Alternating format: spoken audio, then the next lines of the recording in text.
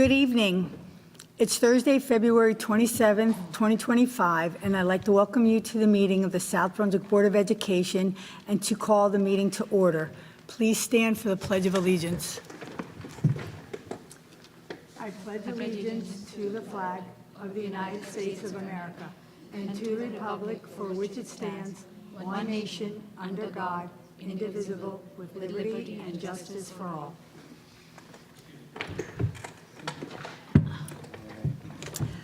I'll read the statement of advance notice. The New Jersey Open Public Meeting Act, NJSA 10-4-6, also known as the Sunshine Law, was enacted to ensure the right of the public to have advance notice of and to attend the meetings of public bodies at which any business affecting the interest is discussed or acted upon. The primary purpose is for the board members to discuss and vote on board business. In accordance with the provisions of this, I need a motion to move to executive meeting. Motion? Smita. Second. Raja. Okay. Be it resolved that the Board of Education of the Township of South Brunswick hereby moves into executive session in accordance with the Sunshine Law, Chapter 231 of the Public Laws of 1975, NJSA 10-4-21, to discuss the following: student matters. Be it further resolved that discussion conducted in executive session will be disclosed to the public at such time as the matters have been resolved. Formal action may be taken at any meeting. Can I have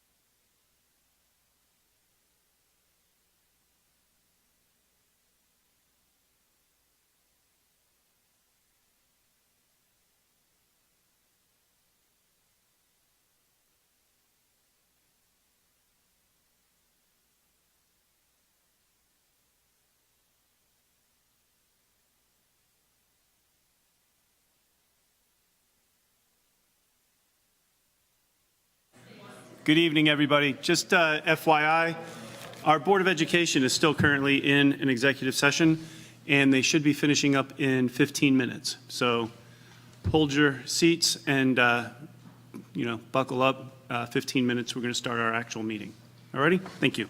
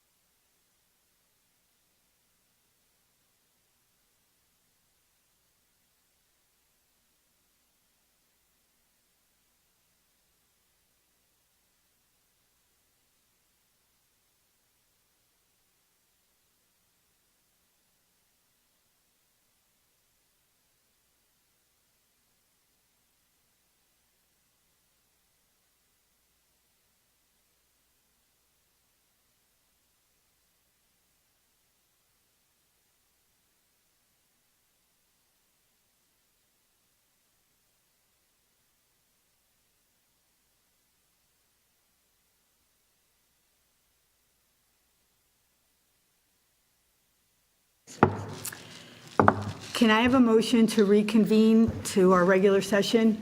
Raja, motion. Lisa, second. All in favor? Aye. Darn. Aye, okay. Now I need a motion for approval of the minutes of the January 23rd, 2025 meeting. Can I have a motion? Smita, second. Rajesh, all in favor? Aye. Aye, okay, good. All right, our next order of business is our student representative, Ms. Samara. Out. The Viking Leadership Alliance and Student Council are hosting their annual SB Feeds the Hungry Food Drive. All donations go to Replenish, which is a Middlesex County food pantry. Last year, SBHS was honored as one of the top 10 schools in the state for donation collections, and we would love to do this again this year. Students can bring in non-perishable food items to their 1A classes. Community members can donate at the main entrance of the high school. Now on to athletics. The girls' basketball team had an away game today against East Brunswick at East Brunswick High School. That's all I have for you tonight. Thank you and have a good evening. Thank you. What they're going to think about that, they think it's the kids, it's you guys. You're the anxious generation now because you guys were raised with cell phones. I think you were born with cell phones, I'm not sure. And that's just kind of how it works. And what does that mean? I actually think of the anxious generation as the time period. I believe that we are currently in the anxious generation. And I don't think it pertains to students or adolescents. I believe it's all of us. And one of the things that I heard, and I want to repeat, I hope I do it right, so that none of the SEL committee yells at me tomorrow, is how the algorithm of social media works. Now, we all know that there's an algorithm on social media and that it's feeding you kind of what it thinks you want to hear. So I'm going to talk about one specific topic. If you're anxious, so let's say your anxiety is about which foods are good for you and which foods are harmful for you. Say that, just go with that. Let's say that you really have anxiety about food and worrying that it's harmful for you. So what you might do is you might check, is this food harmful for me? What's going to happen then? 20, 30 years ago, maybe even 15 years ago, you might have had that thought. You might have been able to consult with your doctor, consult with your family, and get over that. Maybe even see therapy and get some support with that. But now here's what you're facing. You check once to see if carrots are healthy for you. Don't really love carrots, but I guess they're healthy for you. If you check and see if they're harmful for you, that algorithm is going to tell you for the next 7 days at a minimum all kinds of things that are not healthy for you. And you're going to keep hearing and seeing that all these different things that are harmful for you. That's a level of anxiety that did not exist before. And that is a very tough thing. No matter what it is that gets you anxious, social media is feeding it and keeps feeding it and keeps feeding it. And just while I know that, and if you ever saw The Social Dilemma, it's an older, but it's still pertinent. Yeah. That's hard.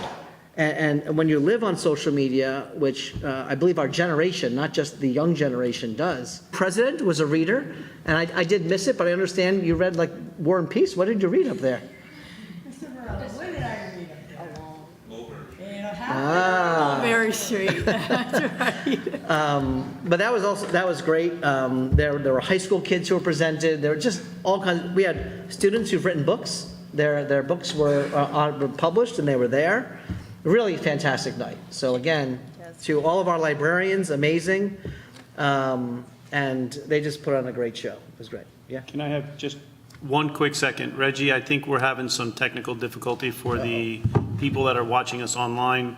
I'm getting feedback that says superintendent's frozen and sound is cutting in and out. So everybody, we get to hear the superintendent's report twice. No, I'm just, No, but we'll fix it from but here. Reggie, we did have this problem last week as well. It's the video feed. It's not the actual recording. We always end up with a good recording for posting. Yeah. It's the video feed, I believe, that people are live streaming. So we'll fix her up. Just wanted to put that out. All right. No, I'm sorry for those at home. Anyway, SB Reads was awesome, and that was second. Second. That's it now. It's done. It's here forever now. Yes.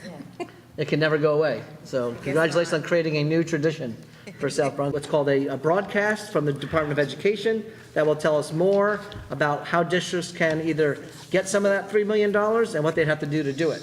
I don't know how that's going to play out yet. I don't really know more. But I do know that the district has a goal for this year to study this concept of cell phones. This particular class of students, which was Dr. Negerval's civics class, they were incredible.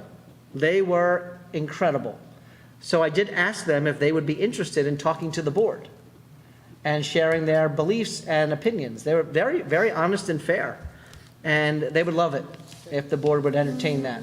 So to hear the student voice, I told them they can't just speak for themselves. They'd have to get kind of information from their peers.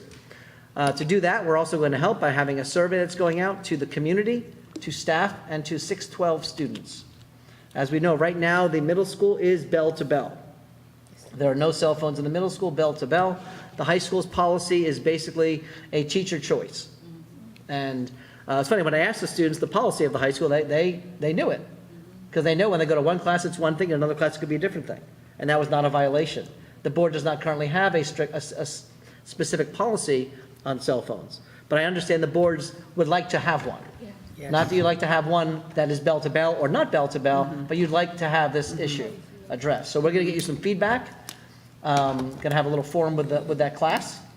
We can either bring them to us or we can go to them, but we can figure that out. I just wanted to make sure you guys were good with that. Everybody okay with that? Okay, from the kids? Sounds good. So that's going to come down the line. And thank you to Dr. Negerov for letting me entertain myself by teaching a class for a period. It was a lot of fun. All right, so that was all my good news. I'm done. I still have news, unfortunately, though. The budget state aid numbers came out today, and I actually gave the board an incorrect number. I told you we lost $500,000. I apologize. It was only $427,000. But we also lost, if you remember last year when they passed the bill, and we were able to get, the state gave us 45% of our original state aid cut back. That was about $645,000. That's also gone. So this year, we're starting with $1 million from the state less than we had last year, and with the 2% cap, it's worse than that. Now, I'm not gonna go crazy just yet. I'm just letting you know those numbers came out today. Our state aid was cut $427,000 plus the $645,000. There were 177 districts who lost money. And all the other districts got money. I think maybe 5 didn't get money, got nothing, flat, and then everybody else got money. Newark got another $75 million. New Brunswick got another $11 to $12 million. But Edison did not this year. They've been getting a lot of money. 14 of the Middlesex County school districts lost money. That's more than half of our county lost money. They did cap our money. This is the scary part, which I'll get into during budget season. They capped our loss at 3% of last year's state aid. That's the $427,000. The scary part is, what would it have been if they didn't cap it? Why that's important is, what does it mean the next year? But I do want to share a positive about that, if there is anything positive. I received a text from one assemblyman's chief of staff, a phone call from Senator Zwicker's chief of staff, and Roy Fryman, Assemblyman Fryman, called me himself. I was actually on the phone when I arrived at the meeting tonight, and he asked me specifically. He's been trying. Let me tell you, if there's a champion for schools right now, Roy Fryman has been doing. He's not happy. He's not okay with this. He asked me specifically to give him some actionable steps that he could do to see what's possible. Last year, he was the champion, along with Andrew Zwicker and Michelle Drulis, on getting the bill passed that allowed us to get some of our money back.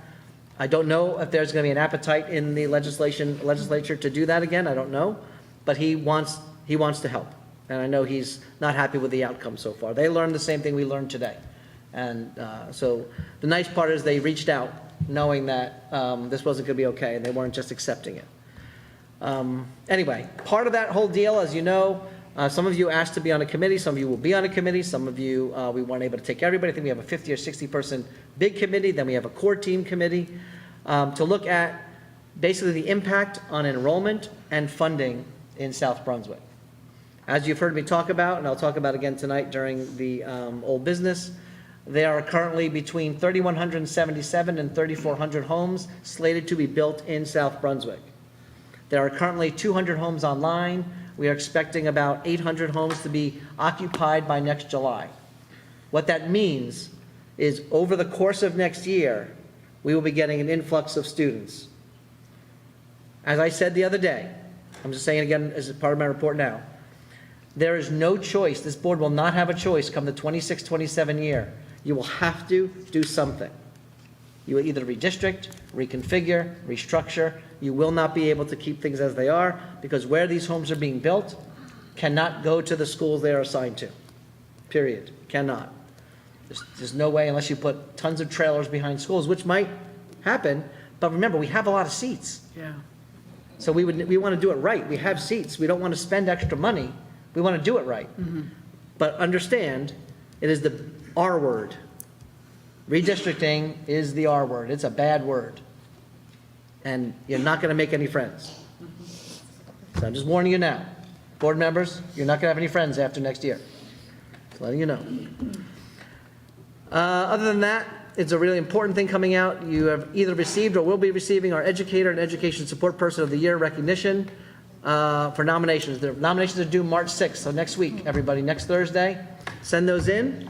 Let's honor our amazing staff. Thank you, and that is all I have. All right. Go ahead, Lisa. Go ahead. Thank you, Mr. Feder, for your update. As always, we appreciate it.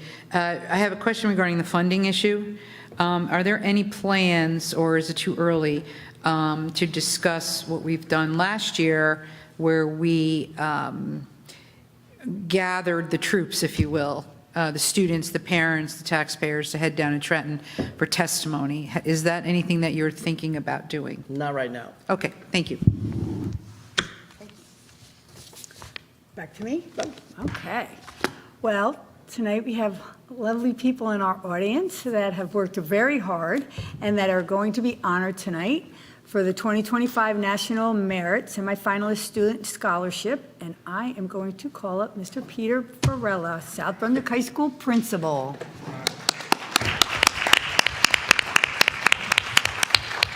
All right, thank you. Good evening, members of the Board of Education, ladies and gentlemen.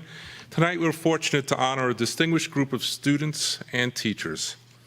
These students are recognized for their performance on the Preliminary Scholastic Aptitude Test, or the PSAT, which is also the National Merit Scholarship Qualifying Test. Being recognized by the National Merit Organization is truly one of the most prestigious honors a high school student can achieve. National Merit semifinalists represent the top 16,000 of the 1.6 million students who took the PSAT at the same time they did. I'm pleased to say that South Brunswick High School has 8 semifinalists this year. And as Mr. Federer shared, next month we'll be honoring 46 commended students. Keeping with a treasured South Brunswick tradition, we invited our students here tonight to identify and honor outstanding educators who have significantly impacted their academic lives. Each student has inscribed a message for his or her honoree in a book specifically selected for the teacher. After I present each student to you, he or she will read the inscription and present the book to the teacher.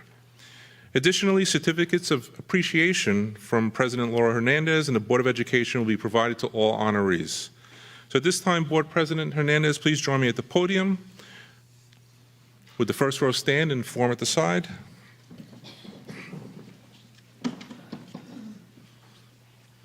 Before we begin, I would like to thank my secretary, Ms. Ramona Baker, for coordinating the Special Honors Program. She spends countless hours organizing and communicating with our students and staff. I'd also like to thank Ms. Lourdes Samado Luis for her assistance with creating the board certificates. As we start our program, I thought I'd share some of the colleges and universities that our semifinalists applied to for admission.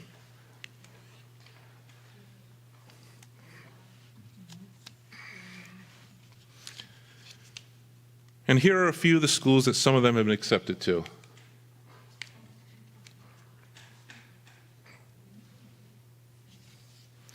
I'd like to now introduce our honorees as well as the teachers being recognized. All right. Our first honoree tonight is Sindalin Sussikaren. Let's give him a round of applause.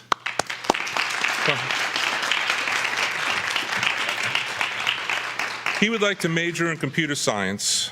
One of his proudest accomplishments at SBHS is being a Science Olympiad Executive Board member. One fun fact that many people do not know about him is he plays the piano, presenting recent advances in optics by E.H. Linfoot to Shamila Shisti, a member of the high school science department. Hello. All right. Dear Miss Chishti, your class made physics feel like more than another subject. You created an environment where curiosity was encouraged, difficult problems became opportunities to think deeper, and where learning was something we wanted to do rather than something we had to. Whether it was the air resistance lab, where we redefined the parameter of success by dropping a textbook on coffee filters mid-fall, or using unorthodox tools like a phone spectrometer to get more precise data in labs, you pushed us to question, experiment, and to grow. Beyond labs, you made physics feel like a puzzle worth solving. From tackling super hard FRQs to grinding out long derivations, everything in class was about more than just trying to find the right answers. You didn't teach physics, you taught us how to think like physicists, approach problems systematically, work together, and embrace confusion as part of the process. The day our class went on strike until you agreed, or at the very least agreed to try and ask Dr. Brahmia to come visit us and talk to us, you leaned into it, despite our annoyances. And I realized that's what great teaching is like, about inspiring the next generation of students. You gave us permission to fail, to laugh, to debate, and to see physics not just as a set of rigid rules, but as a language for understanding the world. Thank you for everything you've taught me, inside and outside the classroom. I wouldn't be the same person without it.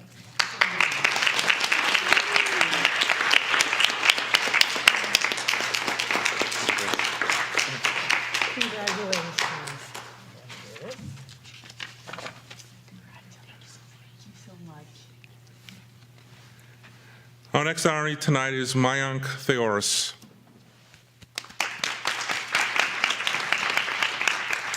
In the fall, he would like to major in biomedical engineering. During his high school years, one of his proudest accomplishments at SBHS was being selected as the captain of the robotics team. One fun fact that many people do not know about him is he likes to play the New York Times Connections game every day. Presenting The Price of Cake by John C. Urchel to George Miller, a member of the high school mathematics department.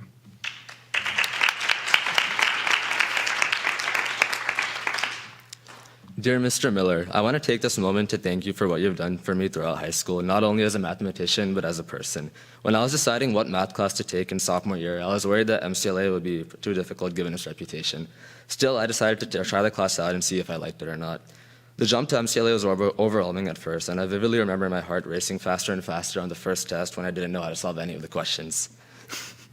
However, with their teaching style, I felt my problem-solving abilities improving, and I became more comfortable with solving hard problems. I still remember all of your analogies and jokes, from the ones at the beginning of multivariable calculus to the end of differential equations.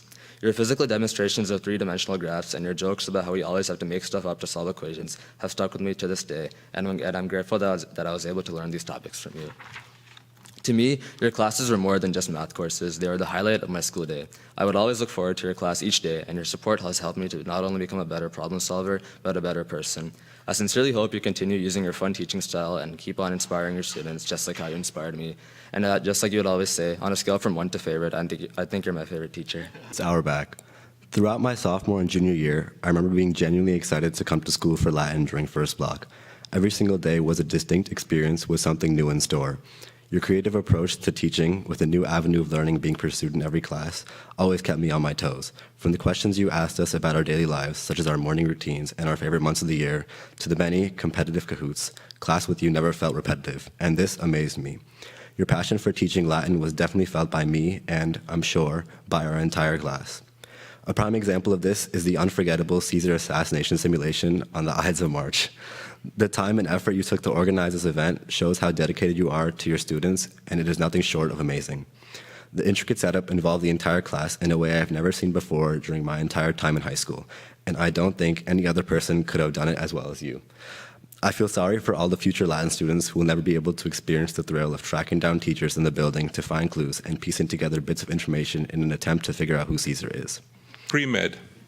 During her high school years, one of her proudest accomplishments at SBHS was being president of a club called She's the First, educating and empowering women in other countries. One fun fact that many people do not know about her is she dances Kathak, which is a form of Indian classical dance. Presenting Fahrenheit 451 by Ray Bradbury to Richard Luca, a third-grade teacher at Cambridge Elementary School.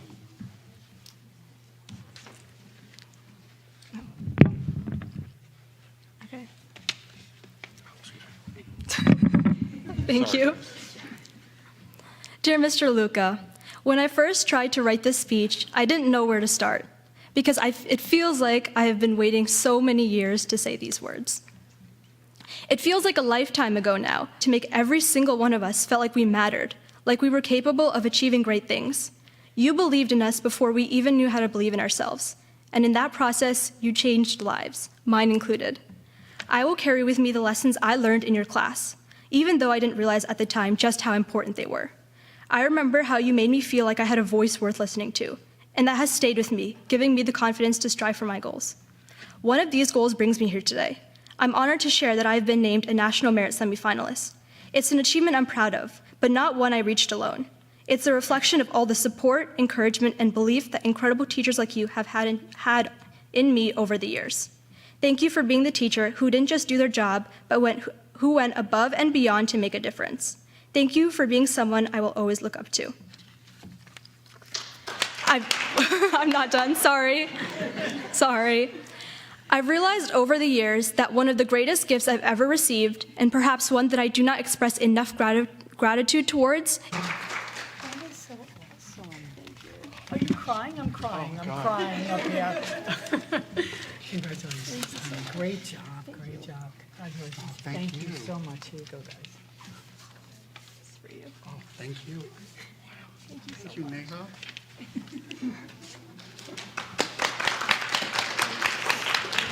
Our next honoree tonight is Riya Gupta.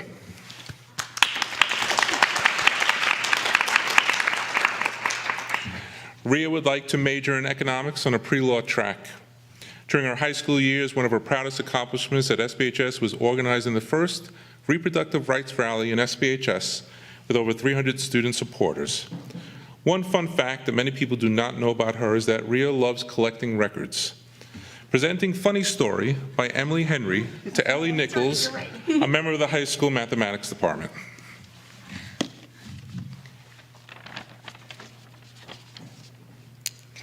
So, I would like to start my speech off with a funny story, which is ironically the name of the book I'm giving you today. Miss Markowitz's entire love story began with a National Merit Scholarship that sent her cousin to Notre Dame. There, he became roommates with the man who would eventually become her husband. So, you could say that National Merit is quite literally the reason why Miss Markowitz met her husband. But that's just the beginning of the interesting stories that make her who she is. Miss Markowitz, you are unlike any teacher I've ever had. You're the kind of teacher I can actually talk to about anything. Whether it's college or math or music or friends, you help me navigate any problem with compassion and humor. And your kindness isn't just surface level. It's deep, genuine, and unconditional. You create this incredible classroom environment where everyone forget how you made me feel. Seen and valued and capable of these extraordinary things. You are a teacher, but also a mentor and role model and confidant and friend. Someone who doesn't just shape my academic journey, but who helps shape who I am as a person. From a funny story, I want to know myself, to test my edges and see where I stop and the rest of the world begins. You taught me how to push past limits and how to believe in myself. You showed me that growth isn't about being perfect. It's about testing my edges, embracing the journey, and seeing where it takes me. Thank you for everything, Ms. Markowitz. I made it philosophical. It was a much-needed breath of fresh air in a year that often felt overwhelming, and it was a space where I could immerse myself in something I genuinely loved. But beyond the coding and projects, it was your positive energy and the environment you created that made the class so impactful. What really stuck out to me was how you cultivated such a friendly and welcoming atmosphere. When I think back to VR, I always remember our huddle up moments, where we paused to talk about what we were doing, and learn more about each other as a class. From hearing about your latest home improvement projects to classmate stories from weekends, I saw our class transform into a community. It made the class feel personal and connected, and I truly enjoyed being a part of it. You also always challenged us to go above and beyond with our projects and to think with creativity instead of just sticking to the obvious. I always left class proud of the projects I created because of your encouragement to always push ourselves to do our best and create projects that were both functional and well-designed. One of the most unexpected yet impactful lessons from your class was your top 5: sleep, hydration, nature, mobility, and music. To be honest, I was surprised at first that a computer science teacher would place so much emphasis on movement and fresh air. But at a time when my life seemed to consist only of tests and late nights. Kilcarney.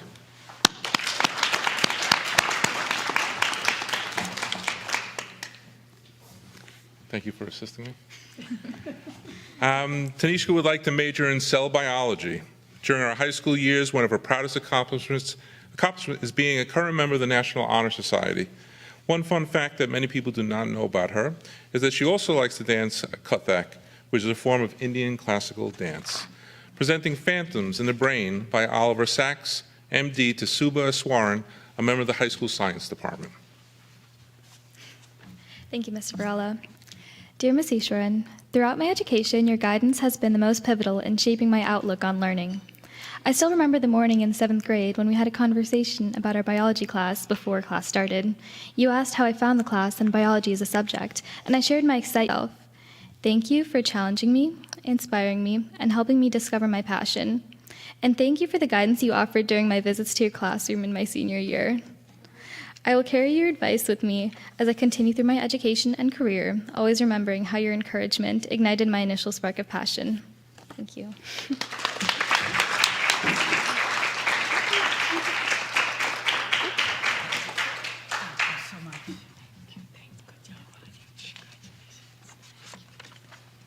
Our final honoree tonight is Julia Pichera.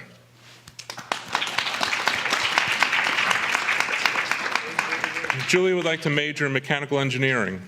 During her high school years, one of her proudest accomplishments was assisting in leading her science Olympiad team to 5th and 6th place in a New Jersey state competition in 2023 and 2024. One fun fact that many... Quite a lot of pennies.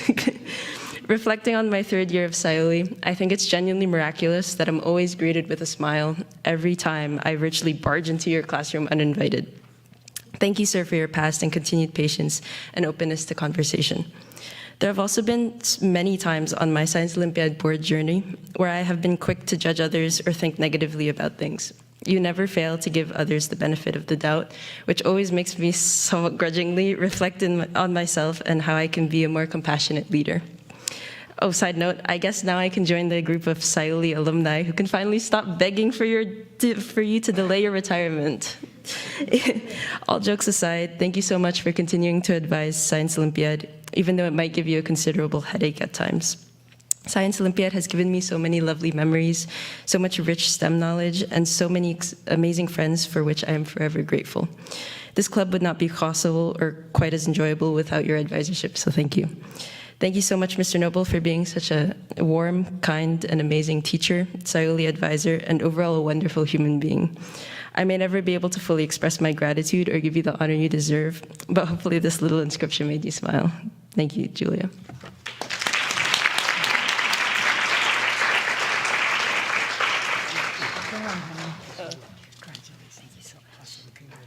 Thank you.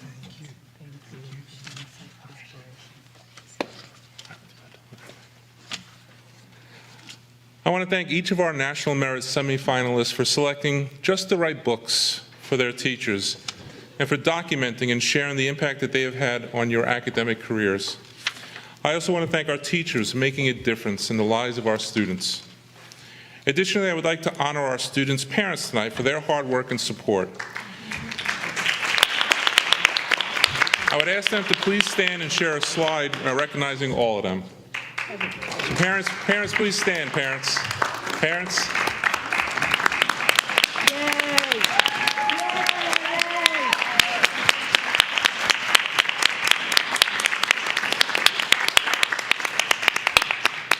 As I conclude my comments and turn the microphone back over to Board President Hernandez, please join me in one more round of applause for our student scholars and their teacher honorees.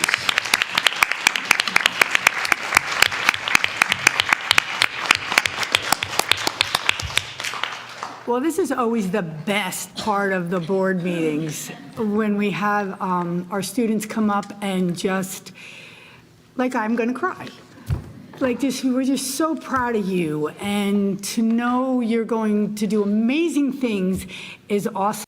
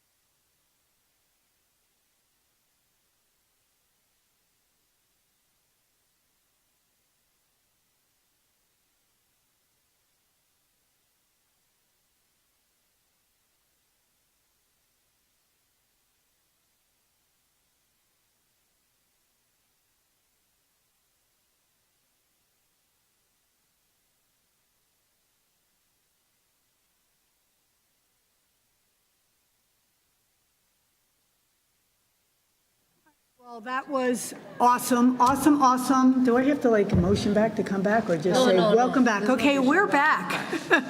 And we're back. So the next order of business would be our board committee and liaison reports. Ms. Khan for policy? Should I do that last for first read? Do you want me to skip over you and come back? Yep. Yeah, okay. Then that would be you, Ms. Rogers, with finance. Okay, so as I had mentioned at the last meeting, the Finance Committee did meet. We handed out the calendar. You all got the calendar in December. We will be meeting in March, now that we have the update from Mr. Superintendent Fetter regarding the state's initial presentation of the budget. We'll meet to discuss that further, and I'll have a better update for you after that. Thank you. Thank you, Ms. Rogers. Next up. School grounds. Policy 9320, cooperation with law enforcement agencies. Policy 5111, eligibility of resident/non-resident students. Policy 5460, high school graduation. Policy 5516, use of electronic communications. Policy 5701, academic integrity. Policy 5710, student grievance. Policy 8500, food services, and Policy 9163, spectator code of conduct for interscholastic events. I'll just remind my fellow board members to take a look at those policies and ask any questions for the next board meeting, as we'll be doing a second read and adoption. Okay, great, thank you. Thank you so much. Any liaison reports? We have any liaison report? I have one. I was able to go to the Brunswick Acre School, and they did the Lion King, and it was so awesome. It was so awesome. They were so cute, and those kids were like so excited to be there, and it was great. The teachers did an amazing job. When you can get together, because they did it out of their drama club, and there was like 1 million kids. I thought there'd be like 20. There was 75. And to have 75 kids in this play, all on target and excited. The teachers did an amazing job. The kids did an amazing job. So I just really had to give a shout out to Brunswick Acres crew. Nobody else? Okay. Next up is old business. Mr. Fetter. All right, so I'll expand a little bit more on the enrollment. Just so we're clear, the K-5 work that's going to be done, the three staff members who are leading that are our Director of Special Projects, Peter Rattine, Principal of Constable School, Christina Visi, and Rob Sears, who is our K-12 music supervisor. We're going to continue, and you're adding students every year. It's a problem that doesn't have a real financial solution, or not one that you'd be open to wanting to hear. So the work is really important. I believe we have Laura will be sitting on the core team, and Deepa, are you on the core team as well? Is that correct? Is that those are the two? Yeah. Yeah. And, you know, there's be a lot of work. You're going to get updates from the team leading it. And there's also a bigger committee of, I think it's 50 or 60 people. Yeah, it's like, yeah. It's huge. We had a very huge turnout. We had over 100 people request to be on it, and we took as many as we could handle, really, in the second floor. So just know that that's happening as a result of all of this enrollment that's coming up. Reg, did you get my email? If you can check, I sent you an email, yeah? That's it for, are there any questions about our update on enrollment? What we've done for the last 8 years, this is what's called the school closure calendar. This is not the full district calendar. The full district calendar is online, and that full district calendar has pretty much a ton of holidays, including Christmas and other holidays as well. This is the calendar from the 15-16 school year, exactly as it is. Again, prior to my arrival, we've taken this calendar, I think we made it a little prettier, but we've taken this calendar and done exactly the same thing. In this particular calendar, it's a horizontal calendar. The one we use now is a vertical calendar. Other than that, it's the same 10 months. We don't include July and August. We've included days that our school are off associated with where we would not otherwise be off. So if a holiday falls on a winter break or on a spring break, we don't mention the holiday. It is basically to tell parents when we come to school, when we don't. That's pretty much what the school closure calendar is. However, we do have other calendar, and that is the district calendar that is on the website, and that calendar does list other holidays as well. If you notice, there are no holidays associated with the calendar that are not associated with a school closure that would be unknown to a person.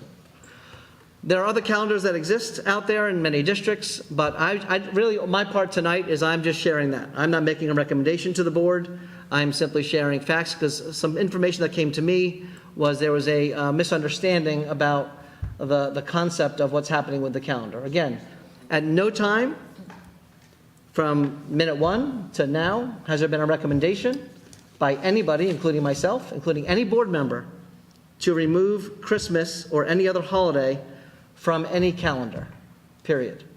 That's just the factual information. Laura, if I can turn that over to you, if there's any further discussion about the topic. Okay, so after the last board meeting, this is going to be the third board meeting we've discussed the calendar and the issue of Christmas.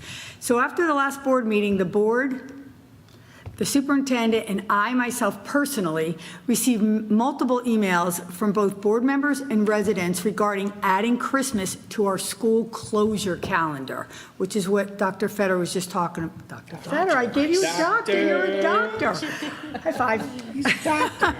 But after some thought and some research, we decided to put it back on the agenda for a discussion and ultimately a vote. So we are a very diverse district, and it is a privilege to celebrate our diversity. Part of doing so is recognizing important holidays and traditions that are celebrated by the citizens of South Brunswick.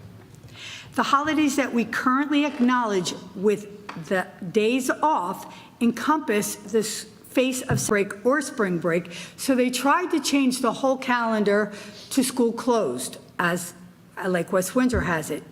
And I can tell you, it did not go well in either district, and they immediately changed it back. Montclair actually has Christmas written alongside of school closed winter break. To change, this is my opinion, this is not the board, not the opinion of the board. To change an entire calendar to just closed instead of recognizing a holiday in which we already celebrate, that we already have school off for this holiday on the school closing calendar, just by adding one word makes no sense to me. As a diverse district, we should respect each other and acknowledge the importance as such. I also, on holidays in which we already close in recognition of these holidays that are to be noted on the school closure calendar, whenever a holiday falls on a Monday through Friday, between the dates of September 1st through June 30th. If any of the above holidays falls on a Saturday or Sunday, they will not be denoted on the school closure calendar. If any of the above holidays that I mentioned falls on a Monday through Friday on a scheduled recess, such as spring break or winter break, the identified hear each other out without interruptions. Differences of opinions are welcomed. Disrespect is not. We do not have to agree with each other, but we do have to respect each other, and we have to allow each other to speak without interruption. If not, I will shut down this discussion. So with that being said, do I have comments from the board? Let's just follow some rules, some parliamentary rules Okay. here. So a couple of things. The board made a motion, seconded, and voted on a school calendar at our last board meeting. You're making a motion to change that. Okay. So we're going to make a motion, Laura's going to make a motion to change a current school-approved school calendar. Okay. And I need a second on that, and then we'll have the discussion. Okay. After the discussion happens, if the board decides that they want to change an already approved school calendar, we need a motion to rescind. We'll make a motion to rescind the previous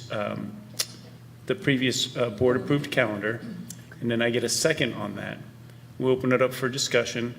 For a motion to rescind to pass, it needs 2/3 yes votes. Okay. So you need 6 out of the 9 not 9 members, there's 8 here. There's 8 here. So we would need 5 out of the 8 Okay.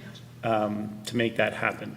And that's how that whole process would work. So right now, what I heard you say was you have a motion on the table and we have a second. I thought Do we there was have a a- discussion first. Well, do we have a motion on the table to discuss make a change to the school calendar? Right. Yes, and we have a second? Yeah. Now we have discussion Okay. on changing that school, on those recommended changes. I would like to make a statement.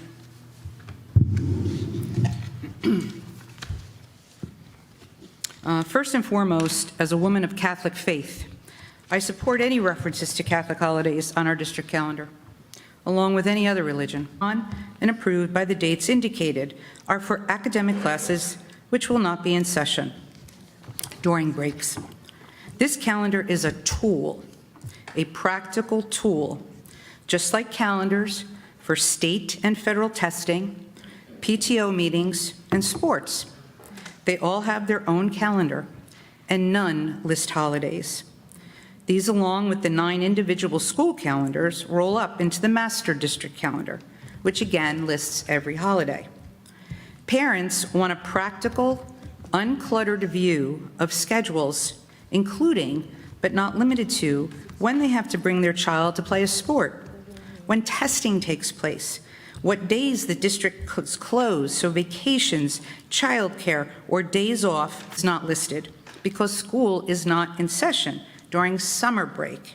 Referring back to the posting here in 2015, you can see that clearly. In my review of other districts, including North Brunswick, Monroe, Milltown, Jamesburg, and Woodbridge, for example, all reflect winter, spring, and summer breaks with no reference to holidays on the school closure calendar. However, since this issue has caused discord, I propose, as I have done in the past 2 meetings, that we reconsider how we present the school closed calendar. I also found that West Windsor-Plainsboro follows this approach, and I have a copy of this calendar which I would like to hand out to the members of the board and place on the record. Thank you. If you could just pass it out. This also can be accessed on West Windsor-Plainsboro website, along with every single public school in New Jersey. Their calendar simply states school closed, with no explanation of the holiday, be it a federal, a state, or religious holiday. However, they do list conferences, personal development days, early dismissal, and emergency closures due to weather, because that directly impacts parents and staff. Excuse me. It's a binary system when we think about it, a binary system, similar to signs in a store window. Either they're open or they're closed. I believe this streamlined approach would be effective. It keeps the focus solely on school closures. It's concise and clearly communicates the objective of the calendar. This is without having a parent then to filter through the information, because if we add Christmas, every holiday must be represented on the school closure calendar, or it is unfair. Now, if you do that, if you do not do that, you will run into issues with other religions that feel that they have been left out because they're not indicated on the school closure calendar. Excuse me, I'm talking. You cannot speak. Well, you have your I chance. suggest that this board take into consideration this simplified approach. This would avoid highlighting any one holiday over others on the school closure calendar. And more importantly, it would reduce administrative burden on the staff, allowing them and this board to focus on what matters most: educating our kids, dealing with the funding challenges, and the many uncertainties that we are going to be soon facing. I sincerely hope that this recommendation is considered by all in good faith. Thank you. Any other suggestions? Ms. Ferrara?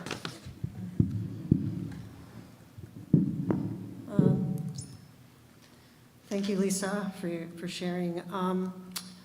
I kind of feel that our town has become a beautiful, diverse town.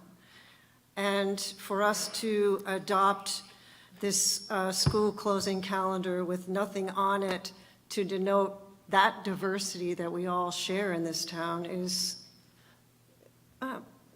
it's a little bit sad to me, in that I think it's probably good for parents to know when their children's classmates are off for a certain religious holiday, that maybe they would take extra care or caution not to bother them for child visits or, friend visits, or maybe they just keep an extra eye out for how they dress on their specific holiday. They take joy and pride in that. And that kind of pride I've seen in the town. I've lived in the town for 36 years. And Mr. Fetter, Christmas was on the school closing calendar when my children went through Greenbrook, Crossroads South, and the high school. I don't know when it went off, but I can guarantee you that it was originally on the school closing calendars. You might have to go back. My kids are now in their 40s, but it was. And I think there are some teachers here who know it was too. I just think that diversity is something we celebrate.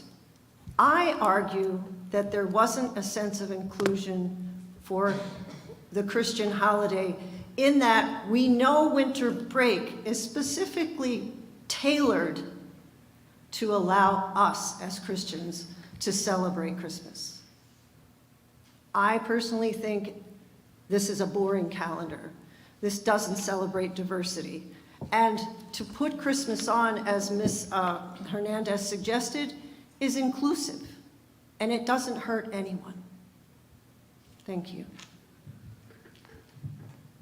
Any other comments? Dr. Raj? Thank you. Diwali is a holiday that me and my family celebrate, and it means a lot to us. And more than anything else, seeing Diwali on the calendar reminds me that I live in a society where Diwali can be freely celebrated. There are many, many countries across the world where Diwali cannot be celebrated. There are restrictions, and there is violence whenever Diwali is celebrated. It's not a simple thing to celebrate Diwali, but it's a privilege here that I live in a society where I can freely practice my religion as well as celebrate festivals that are meaningful to me. So having Diwali on the calendar, it's just a reminder for me, and I appreciate having religious holidays marked in the calendar. That's my personal thing. It means a lot. So I support having religious holidays marked on the calendar. Comment? No other comments? Yeah, I would like to make a comment. So I think this is I missed the last board meeting. I was on leave, so a little bit more closer. Okay. Can you hear me now? Yes. Okay. All right. So firstly, I appreciate my colleagues giving all their comments and thoughts on this. One of the things that I wanted to state is I'm a practicing Hindu, and as Smita rightly said, it's very reassuring and also a great sense of pride and acknowledgement once our holidays are recognized, right? Because when we come as board members or as community members, we bring our whole selves, which means we bring our value systems and everything that means so much to us. One of the things that I wanted to also point out is that I studied in a convent school. So I went to convent all my life. I studied in a convent. I have a lot of friends who are Christians or practicing Christians, and a lot of friends who belong to other faiths as well. One of the things that strikes me is that Good Friday and Christmas specifically comes on scheduled recesses of school. So not seeing that acknowledgement on a school closing calendar, I can see how that comes across to people who practice their faith, right? And I think it's important to ensure that, because this is going to happen every year, because we are on that scheduled break. And it's important to our community members. I think a lot of community members have also written about it. And even in the first instance when we had this discussion, I think I had made my views very clear that I think that this is an issue that we as a board, and I appreciate everybody's enthusiasm to discuss this, but I think we have far more important issues that we should be spending time discussing rather than discussing this issue. And while I support acknowledging religious holidays if it means so much to our diverse community. I think we should acknowledge that if somebody were to remove Diwali from from the calendar, for me, I would not like that as much. So I think if it's important to our community members, this is our school calendar, our district's calendar. Of course, we can take pointers from what happens in other school districts. No one is preventing us from doing that. It can be a sort of a guidance for us. But I don't think we're clearly driven by what West Windsor Plainsboro does and so on and so forth. I mean, we are here to drive our own policies, the way we work, what's agreeable to us as a board. And I'm here to support the entire community. And I support acknowledging Good Friday and Christmas on the school closure calendar. Do we have any more? Rajesh? One quick comment again to just add on. It also, having those days on the calendar gives an opportunity to be aware of what other religion is celebrating. Even students have an opportunity to wish each other for their particular faith. So it's again more broader awareness of each other. What are their auspicious days? So all in all, it doesn't hurt to have religious holidays being mentioned on the calendar. That's it. Sure. I appreciate that. I do. I really do. I think, though, if you're going to do that, we have an obligation. I mean, we are a public school system. If you're going to acknowledge, you need to acknowledge all. You have other religions out there that are not acknowledged on the calendar, on the school closure calendar. However, I know some people may not think it's needed, but I think that it's an offense to those that celebrate other holidays and they're not listed on there. Thank you. Wait, I want to follow up with that. Lisa, I totally get it. I get it, and I respect that. But any other religion where we would, if we did not have spring break, we would have off Christmas. Absolutely. So any other holiday that we would have off regardless, it just happens, just like Smitha said, it happens to fall, and it will always fall, during our winter break. So it will never be acknowledged because it's always fall on our winter break. It's one word. So if, I agree with you, if there's other holidays that we already have the day off for, and it falls from September 1st to June 30th, a Monday through Friday, and regardless if it's winter break or spring break, yes, we should acknowledge it. You are acknowledging and agreeing, if I hear you correctly, that if any other religious holiday, including Hanukkah, Passover. We don't have off for that. Excuse me, I'm not saying that. No, but that's what I'm saying. No, let me finish. Let me Okay. finish. Okay, don't cut me off. Go ahead. Go. You had just stated, if I heard you right, that if any other holiday falls on the break, any break, I'm not saying if it just falls on the days that we're in. Correct. Right? Yeah. So, and forgive me to my Jewish friends, I don't know when Hanukkah is this year, but if Hanukkah falls on a date that is outside the break, what you're saying is you do not believe it should be on the calendar, if I heard you correctly. No, wait. Correct me. Wait. Did Okay, not. so let me just finish my thought, Okay. and then you can correct me. That if it does not fall on a day, I may have said it wrong, if it does not fall on a day where the schools are closed, then it's not coming out right. If it falls on a day that the schools are closed, it will be reflected on that calendar. So if Hanukkah, for example, or Passover falls on the same date of spring break and of winter break, those holidays will be recognized. That's not what I'm saying. Okay, so that's why I want to be clear. Yeah, that's not what I'm saying. Clearly understand what you're Right. saying. What I'm saying, if we had Hanukkah off regardless, then yes. But we don't have, it's not one of the listed, it's not one of the holidays that we have off. No, I'm saying if during winter break. But Lisa, we don't have it off, so what I'm saying is the Excuse me, holidays. no, I'm not being clear. If Hanukkah falls on December 24th. Yeah. It will be on the calendar. We don't have it off ever. If it falls, we never have it off. So what I'm saying is the days that we would any of the holidays that I just listed that are on our calendar that we would, if there was not a winter break, we would have Christmas Day off. But if there was not a winter break, we wouldn't have Hanukkah off. It is not one of the days that we have off. That's what I'm saying. I'm saying just the days, just the holidays that are celebrated. Let me then address spring break. Yeah. We're not off for Easter. Because it's Sunday. It's a Sunday. Correct. But we are off for spring break. Correct.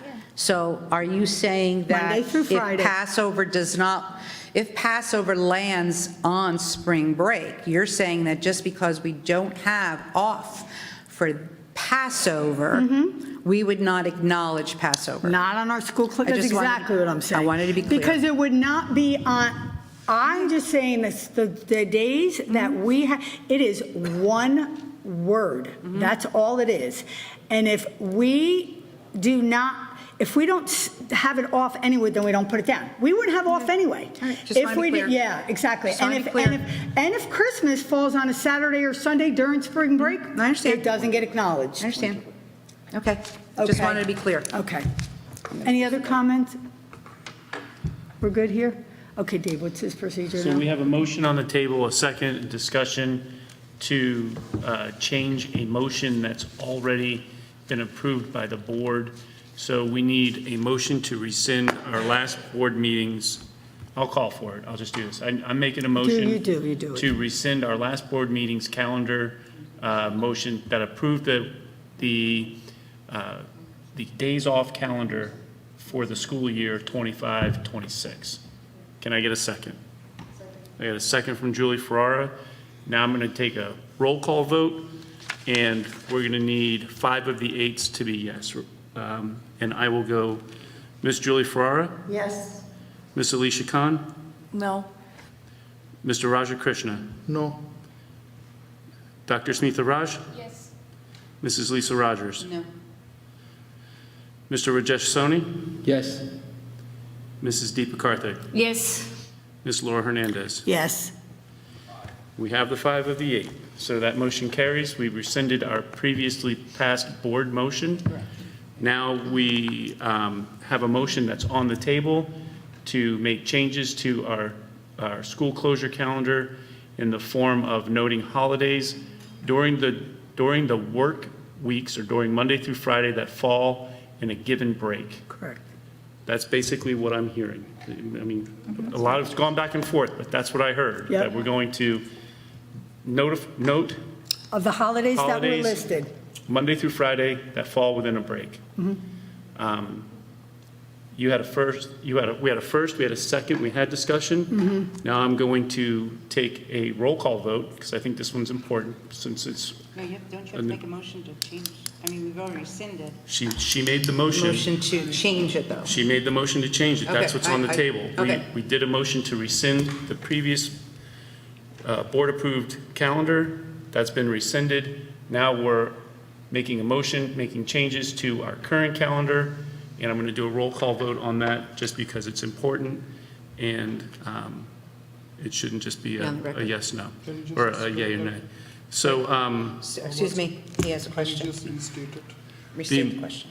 the motion on the table is that we change our current school closure calendar to denote religious holidays on the days that fall within a break, Monday through Friday. Religious holidays that we already That we have already off. have off Monday through, on the days it falls during Monday through Friday.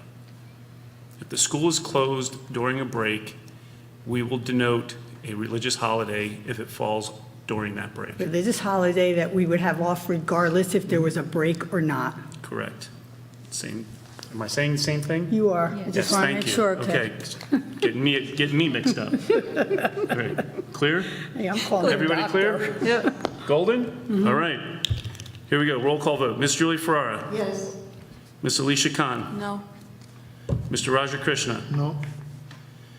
Dr. Smitha Raj? Yes. Mrs. Lisa Rogers? No. Mr. Rajesh Soni? Yes. Mrs. Deepa Karthik? Yes. Ms. Laura Hernandez? Yes. That motion carries. We will provide an updated school closure calendar at our next board meeting for everybody to review, but the motion is carried. There's no vote at our next meeting. Right, done. Okay. That issue is put to bed. Yes, it is put to bed. This was our third board meeting on this. We need to move on to other things. Any new business? None at this time. Now, public comment. We can have a public comment on any topic. We had decided to go to one public comment instead of two. So the Board of Education recognizes the value of public comment on the educational issues and the importance of allowing members of the public to express themselves on school matters of community interest. Complete copies of Policy 0167, which govern this portion of the meeting, are available to the public at the auditorium entrance, online, or by contacting the board office. To permit the fair and orderly expression of comments, we ask that the participants be recognized by the presiding officer and preface comments by announcing his or her name, place of residence, group affiliation, if appropriate. And by, do we have a sign-up sheet there? Yes, there's a Okay. sign-up sheet. And by completing the sign-in sheet that's at the podium. Please print legibly, or we may be unable to document your name for the permanent record. Each statement made by a participant shall be limited to 3 minutes. No participant may speak more than once on the same topic. Mr. Pulowski will indicate when you have 15 seconds remaining. All statements shall be directed to the presiding officer. No participants may address or question board members. No discussion between a participant or respondent shall extend the 3-minute time limit. It is our plan to listen to each member of the public. Once all questions and comments from all members of the public are made, the Board of Education may respond or respond via email in the most timely and efficient manner available. All questions and comments will be noted. Before we call you up, please note what I said before. We fully welcome different opinions. We do not welcome disrespect. So when you come up to the podium, please keep that in mind. Mr. Pawlowski, do we have anybody pre-registered? We do. We have Mr. Arthur Napolitano. He can make his way to the podium. And if Mr. Michael James could make his way up as well, he would be after Mr. Napolitano. Thank you to the board members. Thank you very much. I did come in relation to, I first got to be honest with you, I live here in Kendall Park since 1997. My son, Christian, who's now 26 years old, came all through the school district. My daughter, Sienna, is now a senior in high school. And the only time I looked at the school calendar was Sunday after the priest at my church brought it up Saturday night mass. So he said that Christmas was not on the calendar. So I looked and I saw, and since then there's been a petition. There's over 400 signatures since then. But I applaud the board for the decisions tonight. There was no need for me to speak any longer. I thank you for your decision on adding the holidays as you excuse me, as you chose. So thank you very much. Thank you. I'll sign this. Yeah, please do.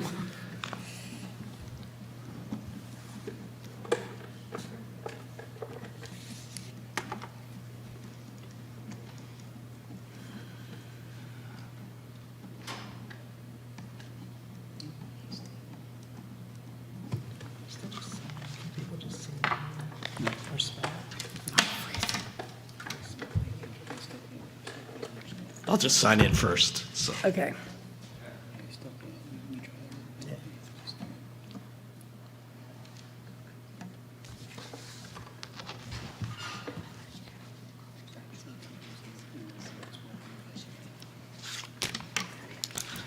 Good evening. My name is Michael James. I'm a resident of Monmouth Junction of South Brunswick. I've been here for 30 years. What I bring to the board is your thanks for the previous session, and I've learned a lot tonight. I came prepared because I wanted to ask the board, previous to your discussion, hoping that you would all be true to the district themes and the values that you post on the website, and to the goals that are posted on the website, all of them which last year's district theme is listed as equity begins with me. The school board values equity, partnerships, and innovation, and the school board's goals to monitor the district goals, and the first on the list is equity / disproportionality. The 2025-2026 proposed calendar denotes specifically on the school calendar for the Muslim holidays, their holiest day of Eid al-Adha and Eid al-Fitr, the end of Ramadan, Eid al-Fitr, and the Eid al-Fitr, the Day of Power, Islam's holiest day, specifically denoted. The Judaism holidays that are specifically denoted, there are 2 days set for Rosh Hashanah, September 23 and 24, and Yom Kippur, Judaism's holiest day, their Day of Atonement. The winter break doesn't even cover Hanukkah for 2025-2026 because Hanukkah falls between December 14th and December 22nd, and the winter break begins December 23rd. Passover, April 1st through April 9th, is covered partially in the spring break. And the Hindu holiday of Diwali is noted for Monday, October 20th. There are currently no Christian holidays specifically denoted. That was addressed by the board this evening to revise that, and I thank you for that. I did the research also that these state statutes denote Good Friday and Christmas Day specifically as state holidays, Statute 36, Section 1.1. It's not acceptable to ask for Easter Sunday to put on there because it is a Sunday, and the holiday calendar covers Monday through Friday. But Good Friday is a rotating day, April 3rd of 2026, and Christmas Day will fall on a Thursday this year. So, yes, I just want to thank you all please remember your values that you do state. Equity begins with me. And I thank you for the partnership and the reason that was shown tonight. Thank you. Thank you. Thank you. Thank you so much.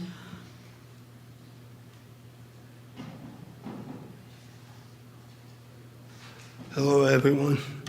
Barry Nathanson, 40 Dunstan Lane. I wasn't going to speak, but I will because there's been some misconceptions, and I want to clarify it. There has never, ever been a calendar that Christmas has been on.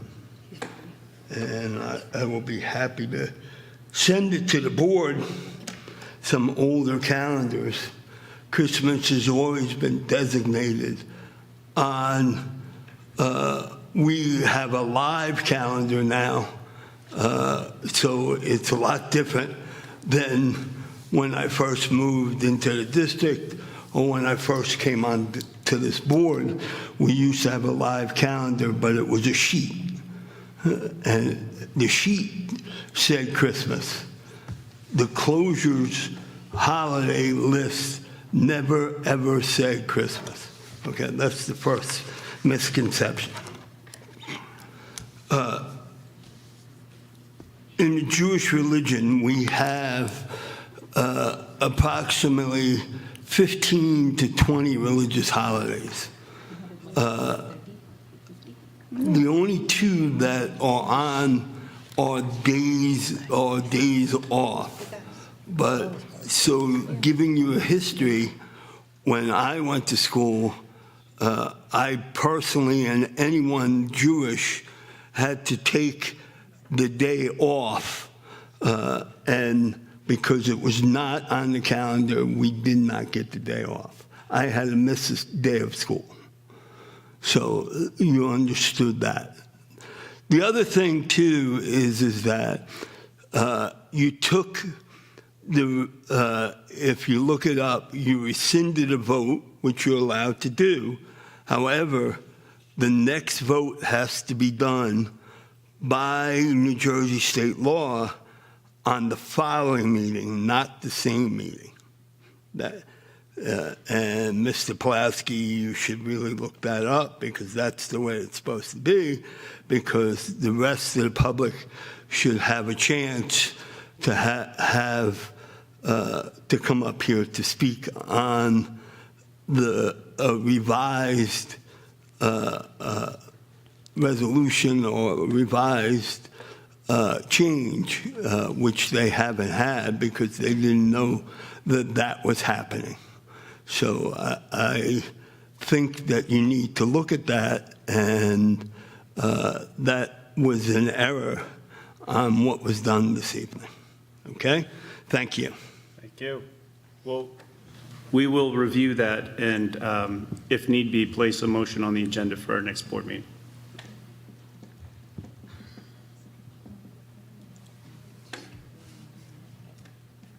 Excuse me. I'm done with this topic. I'm done with this topic. Good evening. My name is Frank Morelli. I've been living in South Brunswick now. I moved here 36 years ago. My children went through the school system here, and I came here really based on the meeting last week, where I was pretty disturbed and disappointed with the outcome of the discussion. I'm very happy that the topic of Christmas was brought up again and even expanded to include other religious holidays. I salute you all for that. But going back to last week, the issue was inclusion of Christmas because not only because it's a Christian holiday, it's also a federal holiday. And the federal holidays do appear on the calendar for school closures. So when they fall within a school week, okay? So that's really what was very upsetting. But I'm very happy with the outcome. I salute you for revisiting it based on some input. And I'm just here as a Christian, as a Catholic. I needed to come up here. I needed to speak out. I needed to let you know that I heard what happened last week, and I really wasn't happy, and that I'll pray for all of you, no matter what. But I'm really, really pleased with the way you all addressed this issue tonight. Thank you very much.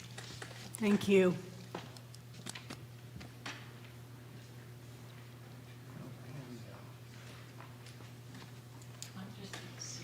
She's the assistant. I'm sorry, but you can't hand out documents unless they're handed to the board prior. So you can I can take those. Oh, and that then would be great. We can disseminate Thanks. them. We can disseminate them after. Thank you.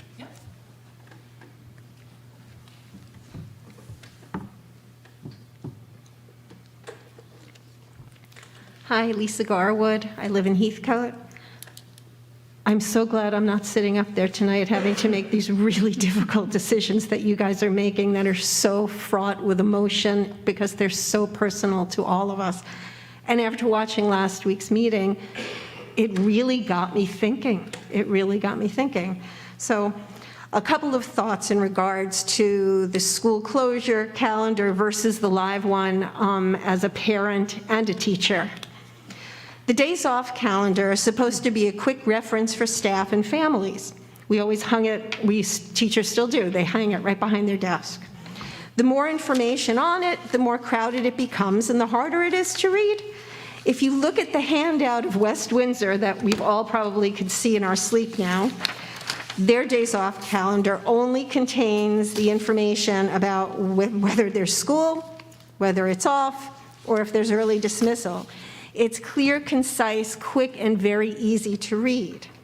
But on the other hand, if all religious holidays are going to be added to that calendar or the live calendar, then let's use a comprehensive guide to be sure that no religion is given accidental preferential treatment in our beautifully diverse community.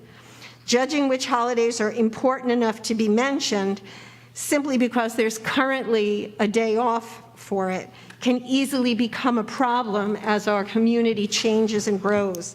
The act of judging by any means becomes ethically wrong. Luckily for us, as you can see eventually in the handout, our state provides this, and it does every year in nj.gov, not including the 21 holidays that happen over July and August. This school year has 145 holidays that are so important that the state approves the absences for the kids if they are worshipers. Obviously, this would make the days off calendar impossible to read.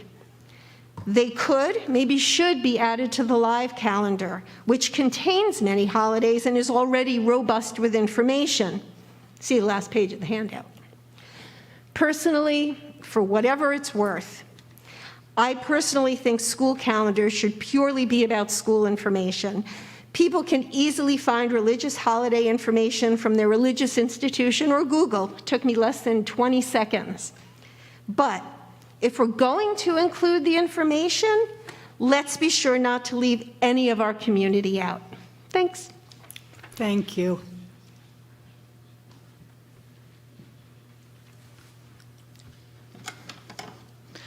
Chris Resnick, Kendall Park. Oops. I just have one comment. I don't know where the separation of church and state falls into all this, but I have a real problem with a school board member going to the priest who then is standing on a pulpit announcing to his congregation what the public school is doing. I have a problem. Thank you. Thank you for your comment. Any more? Anybody else? No more, that's it? Okay. So we will now close that portion of the meeting. No, I'm not allowed to. The next order of business is the consent agenda review by Mr. Pulowski. Does anybody have questions? Right, am I supposed to say that? Let him just do his thing first. Oh, gotta okay. review. Darn, I was almost there. I almost made him in. I mean, you can ask for questions and I don't have to do the review. Sorry. I almost made it. I was this Everybody, close. consent agenda review, we have our transfers, financials, and bills list, quite extensive with regards to the backup. We're accepting a donation from Brunswick Acres PTO. We're approving our allocations for some IDEA basic and preschool funding. We're approving an agreement for Department of Transportation testing services, all mandatory. We have a lease purchase agreement for some vehicles that we're purchasing for our maintenance and grounds crews. We have, we're recording and awarding some bids for some transportation for some students out of district placements. And we have an extension of professional services. We are approving a resolution awarding a contract for a purchase over the bid limit for some Chromebooks that are necessary for state testing. We have a resolution authorizing the use of competitive contracting process for the identification screener services for gifted and talented. We're approving a student field trips list. We also have our harassment, intimidation, bullying motion, and we have our travel-related reimbursement expenses, and we're finalized. Last motion we have on our agenda is an out-of-district placement for students whose initials appear in the backup, and you have your personnel. And that is your consent agenda this evening. Okay, now. Questions? Yeah. Questions? Yeah, I just have a quick question. And I apologize, Mr. Pawlowski, I meant to call you today, but I got caught up at work. Regarding the Chromebooks, are we still using the Chromebooks that have been in existence since 2010, I believe? No. No? Not 2010. 2020, we purchased. No. My apologies. From when we first started doing testing, way back when it was Park. Are we still using that technology? Yeah, that. No. No, so we have a different Chromebook? Yeah, the Chromebooks that we purchased were purchased through some grants provided through during COVID. Okay, and those Chromebooks have become outdated, obsolete. The ones that we used to have? Correct. So have we updated all of the technology? No. Do we have an idea of when that will all be Every updated? year, we're budgeting funding to continuously upgrade some Chromebook and technology. So it's going to be just a rolling It's a upgrade? rolling. There's going to be no like, okay, we're done upgrading. It's going to be just rolling? You can't, Okay. with your current budget situation, you can't No, afford no, I to know. purchase I just wanted to outright. basically understand that so that every year we'll be upgrading or updating, I shouldn't say upgrading, if I'm saying it right, updating the Chromebooks so that we're not using really old ones during testing. That makes it unfair for one student versus another. Correct. But with that being said, we're not rolling them, like, we're not replacing everybody's, isn't it just yearly, It's just rolling. some? It's just some every year. Right, okay. Okay. I just want to make sure that there's no, it's not unfair from one student to another. Okay. Thank you. I meant to ask you that earlier. They are faster than the previous one. I'm sorry? You probably meant to us that the Chromebooks are faster. The newer Chromebooks are faster than the previous one. Okay. They're faster. My concern was if, like, say you got the new one and I got the old one. Got it. All right, thank you. Any other questions for Mr. Pawlowski? Just have a question on the approved lease agreement. I think I have gone back and forth a lot with David and Scott on this, but I think a little bit more clarity will put this to bed. So this is to purchase or to lease 4 trucks? It's a lease purchase. It's how school districts purchase equipment. But the intention is purchase? It's a lease purchase. At the end of the 5 years after the last payment, we own those vehicles. Okay, so in my normal words, it's a purchase. We be financing over 5 years and we own the equipment. Correct. Perfect. I believe we also looked at the option of, instead of buying new, going pre-owned, but the rationale was the cost was pretty much the same. It was more expensive. I sent you some documentation. Okay. We did a RFQ, request for quotes, for all of the dealers that are on the state contract for older vehicles that they had, and those vehicles after outfitting were about $10,000 more than the current vehicles, the new vehicles that we're leasing under state contract. Okay. And do we have a schedule that we do, like every year, 2-3 trucks that we, because this is again refreshing our inventory or our fleet? We're on a rolling schedule that we have. We have a lease purchase schedule for the entire district that encompasses about $1 million a year with regards to payments. Every year, a lease falls off, or 2 or 3 leases fall off. We either bypass a year, as we've done with our school buses, because our school bus fleet is pretty up to date. So the lease either falls off, we don't replace it, or in this scenario, we do replace it with a lease that's of the same or close to the same price. So we're not seeing a decrease or an increase in the overall expenditure in the general fund.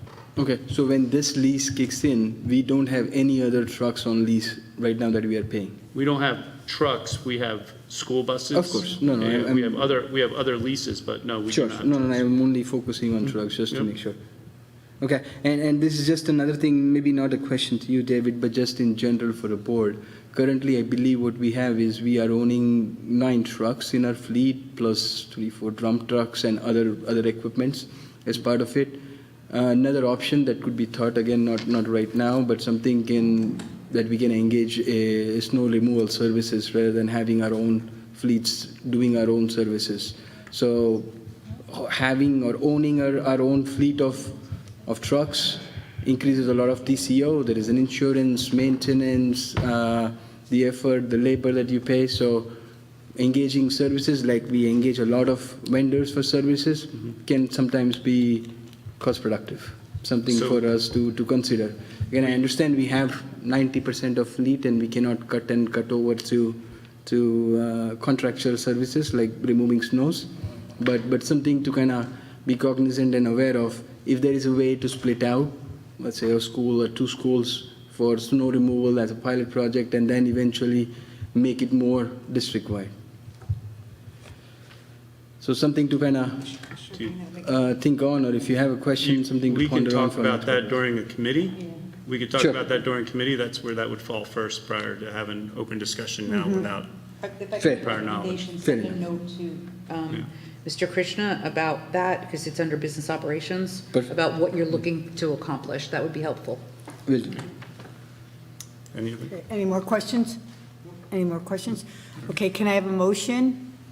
Right, a motion now, do I motion? Who's motion? Deepa. Second. Smita. Ms. Julie Ferrara? Yes. Ms. Alicia Khan? Yes. Mr. Raja Krishna? Yes. Dr. Smita Raj? Yes. Mrs. Lisa Rogers? Yes. Mr. Rajesh Soni? Yes. Mrs. Deepa Karthik? Yes. Ms. Laura Hernandez? Yes. Consent agenda passes. Awesome. Okay.